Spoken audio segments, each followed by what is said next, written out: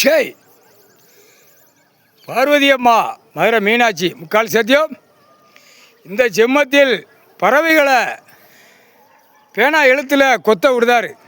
யமதர்ம கையில் எழுத்தில் இருப்பான். பேனா எழுத்து இருக்கா, அந்த பேனா எழுத்தில் யமதர்ம உட்காந்துருப்பான். கொத்துறது பறவைகள் கொத்திரும், கணக்கை முடிச்சிருவார். ஆட்டா முடிக்க எல்லாவனும் உள்ளே மாட்டுவான். இதுதான் கணக்கு. முக்கால் சத்தியம் இந்த பவரை விடுதார். யமதர்ம பேனாவில் உட்காந்துருக்கான். உட்காந்துருக்க கணக்கில் பறவைகள் விடுதார், மந்திரத்தால் விடுதார்.